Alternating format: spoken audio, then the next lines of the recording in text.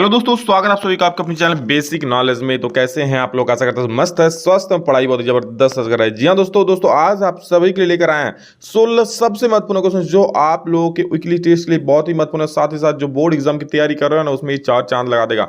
चलिए दोस्तों, एक एक सवालों को देखते हैं। सोशल साइंस में दोस्तों आप लोग का भूगोल का भी है, हिस्ट्री का भी है, पॉलिटी का भी और इकोनॉमिक्स का भी है। मतलब सारे सब्जेक्ट मिला करके आप लोग का पूरा सोशल साइंस का जितने एग्जाम में पूछेंगे सभी सब्जेक्ट का, और इसमें से क्वेश्चन एग्जाम में जरूर देखने को मिलेंगे। ठीक है, आपको पता है कि हर एक बार एग्जाम में कई सारे क्वेश्चंस जो हम बताते हैं आते ही आते हैं, मैक्सिमम क्वेश्चंस। तो चलिए देखते हैं। और हाँ, चैनल पर प्लीज सब्सक्राइब कर लीजिएगा अगर पहली बार आए हैं तो, क्योंकि इसी प्रकार की वीडियो आप लोग देख सको जिस प्रकार 2023 में बोर्ड परीक्षा में विद्यार्थी फोड़े थे, आप लोग भी फोड़ सको। तो चलिए दोस्तों, इस वीडियो को शुरू करते हैं। तो दोस्तों सबसे पहला सवाल हमारा है कि संघीय सरकार की विशिष्टता है। संघीय सरकार की क्या विशिष्टता होती है? सबसे पहला तो क्या है कि राष्ट्रीय सरकार अपने कुछ अधिकार प्रांतीय सरकारों को देती है। क्या कुछ ही अधिकार देती है? बिल्कुल नहीं। अधिकार विधायिका, कार्यपालिका और न्यायपालिका के बीच बढ़ जाते हैं। निर्वाचित पदाधिकारी सर्वोच्च सरकार में सर्वोच्च ताकत का उपयोग करते हैं। सरकार की शक्ति शासन के विभिन्न स्तरों के बीच बढ़ जाती है। देखिए, संघीय सरकार, ठीक है, संघीय सरकार में क्या होता है कि सरकार की जो शक्ति होता है शासन के विभिन्न स्तरों में बढ़ जाता है। ये आपका बिल्कुल सही उत्तर हो जाएगा, घ नंबर। समझ गए? शासन के विभिन्न स्तर मतलब क्या? केंद्र सरकार तो एक हो गया जो सेंटर में होगा, उसके बाद राज्य सरकार, राज्य सरकार में जैसे मुख्यमंत्री आ जाता है। फिर उसके बाद पंचायत स्तरीय सरकार, 3 स्तर में बटा होता है, आपको पता है ना कौन कौन? केंद्र सरकार, राज्य सरकार और पंचायत स्तरीय सरकार। पंचायत स्तरीय सरकार में आपका जो मुखिया, वार्ड पार्षद, ये सब आ जाते हैं। तो सरकार की शक्ति शासन के विभिन्न स्तरों में बढ़ जाती है, यही संघीय सरकार की मुख्य विशेषता है। क्वेश्चंस को समझिए ताकि एग्जाम में कोई भी क्वेश्चन आए आप बना सको, ढूंढ दो एकदम पकड़ के। ठीक है, संघात्मक शासन प्रणाली वाला देश इनमें से कौन नहीं है? तो याद रखिए दोस्तों, यहाँ पर संघात्मक जो देश है श्रीलंका संघात्मक शासन प्रणाली वाला देश नहीं है। ठीक है, वो एकात्मक शासन प्रणाली है। 22 भाषाओं को भारतीय संविधान के किस अनुसूची में रखा है? बहुत महत्वपूर्ण सवाल, कई बार पूछा गया, याद रखिएगा। जो 22 भाषाएं हैं ना, उसको संविधान की 8वीं अनुसूची में रखा गया है। कौन सा अनुसूची? तो 8वीं अनुसूची में। 7 आकर संघ बनाने का उदाहरण निम्न में से कौन सा देश, कौन देश है 7 आकर संघ बनाने का उदाहरण निम्न में से? दोस्तों याद रखिएगा, संयुक्त राज्य अमेरिका में है। किसमें? तो 7 आकर संघ बनाने का उदाहरण किसमें है? संयुक्त राज्य अमेरिका में है, याद रख लीजिएगा। अगला प्रश्न है, भारत में किस प्रकार की शासन व्यवस्था है?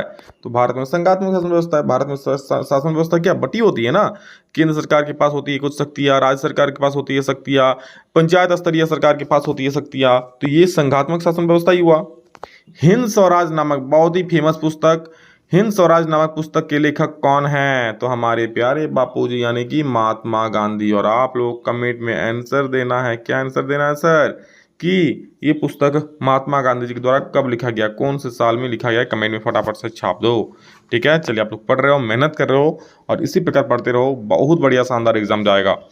दोस्तों अगला प्रश्न हमारा है, महात्मा गांधी द्वारा वायसराय परचिन को लिखे खत में सबसे महत्वपूर्ण किस वस्तु पर लगाए गए कर को खत्म करने के बारे में? देखो, महात्मा गांधी ने वायसराय इरविन को, ठीक है, इरविन नाम था उनका, उनको खत लिखा था।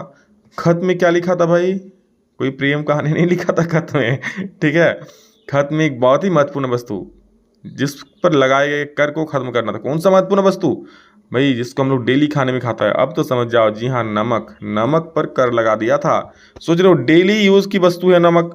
ठीक है, नमक के बिना आपका एक खाना भी नहीं मतलब गले के नीचे जाएगा। कोई भी सब्जी वब्जी खाते हो, कुछ भी खाओ, तो उस पर कर लगा दिया था। तो वही महात्मा गांधी ने खत लेकर कहा था कि भाई साहब इरविन जी, आप नहीं समझते हो, इंडिया में हर एक चीज़, आप लोग विदेशी हो, आप लोग नहीं जानते हो कि नमक का क्या काम, बट हम लोग हर एक चीज़ में नमक मिला करके खाते हैं। ठीक है, नींबू में नमक मिलाकर चट कर जाते हैं। तो 7 का नमक बिल्कुल सही उत्तर हो, याद रखिएगा। जालियांवाला बाग मैदान में अमृतसर के गांव के लोग किस मेले में शिरकत करने के लिए जमा हुए थे? दोस्तों वहाँ पर बैसाखी मेला लगा हुआ था उस वक्त, और उस मेले में शिरकत करने पहुंचे हुए थे, बट वहाँ जनरल डायर आया और अंधाधुंध गोलियों की फायरिंग हुई और जिससे कई लोग मारे गए, बच्चे बूढ़े औरत सभी मारे गए। और इसी घटना को दोस्तों वो काला दिन मनाया जाता है और इस घटना को जालियांवाला बाग घटना के नाम से जाना जाता है। ठीक है, अगला प्रश्न है, प्रथम विश्व युद्ध में रक्षा व्यय में भारी इजाफा होने के कारण खर्चे की भरपाई के लिए निम्न में से क्या किया गया? देखो, जब प्रथम विश्व युद्ध हुआ ना, किसके किसके बीच हुआ था? धुरी राष्ट्र और मित्र राष्ट्र। ठीक है, धुरी राष्ट्र और मित्र राष्ट्र। मित्र राष्ट्र में कौन कौन था? अमेरिका था, ब्रिटेन था, ये सारा था। धुरी राष्ट्र में जर्मनी था, इटली था, ये सब था। ठीक है, तो उसमें मित्र राष्ट्र जीत जाता है। तो जब भारत पर किसका शासन था उस वक्त? ब्रिटेन का। ब्रिटेन उस वक्त भारत में राज कर रहे थे, और आज देखो ब्रिटेन का प्रधानमंत्री भारत का ही भारतीय मूल के एक आदमी ऋषि सुनक जी बने हैं। समझ रहे हो किस तरह समय किस तरह खेल खिलाता है। तो प्रथम विश्व युद्ध में क्या हुआ, काफी खर्चा हुआ गोलीबारी में, बंदूकों में। तो उसको भरपाई करने के लिए क्या किया, सरकार ने युद्ध के नाम पर कर्जे ले लिए। किससे, अमेरिका से या बाकी जो सक्षम देश थे। सीमा शुल्क बढ़ा दिया कि भैया अगर दूसरे देश से हमारे देश में कुछ सामान आएगा तो उसमें टैक्स देना पड़ेगा। हमारे देश से व्यापारी कुछ सामान दूसरे देश भेज रहे हैं तो उसमें भी टैक्स देना पड़ेगा। करों में वृद्धि की गई, खाने पीने की चीजें, ठीक है, रहने की चीजें, यूज की चीजें, जो भी चीजें हैं उसमें करों में बढ़ोतरी की गई। मतलब जनता को बिल्कुल त्राहिमाम त्रस्त कर दिया इस प्रकार से। तो इनमें से सभी हो जाएगा इसका सही उत्तर 9 का 4। अगला प्रश्न 10 नंबर, अहिंसा का धर्म सभी भारतीयों को एकता के सूत्र में बांध सकता है। तो जहां पे नाम आएगा अहिंसा वहां पे नाम आएगा हमारे प्यारे बापूजी का। ये किनका विश्वास था, तो श्री महात्मा गांधी जी का, यानी ऑप्शन नंबर 1 बिल्कुल सही उत्तर हो जाएगा। हमारा दूसरा सवाल है दोस्तों कि भारत में कितना प्रतिशत पर्वतीय भाग है।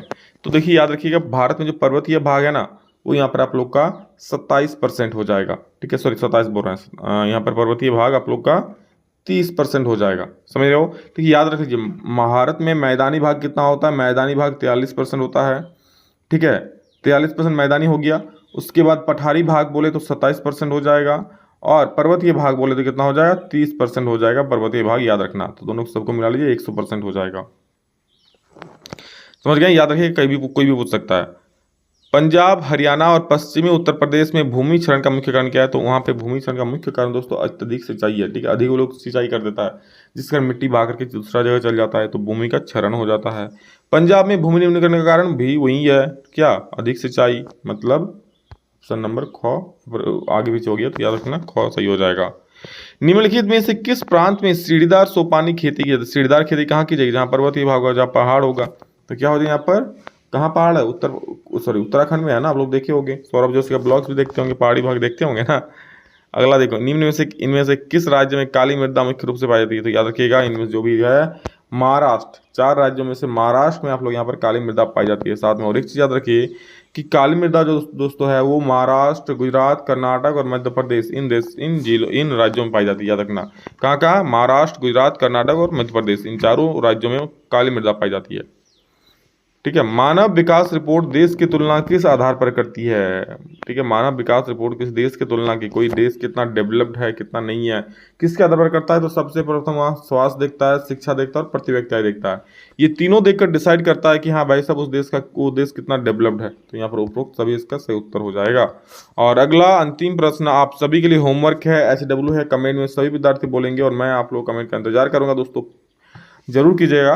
क्या देखिए, इनमें से कौन भावी पीढ़ी के कल्याण को परिभाषित करता है। कौन सा विकास, आर्थिक विकास, समृद्धि, धारणीय विकास की जीवन की गुणवत्ता।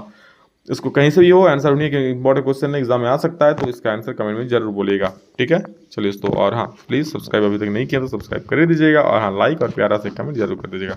चलिए, love you all, thank you, love you, फिर नेक्स्ट जल्द मिलेंगे आप लोग से। तब तक जय हिंद, वंदे मातरम।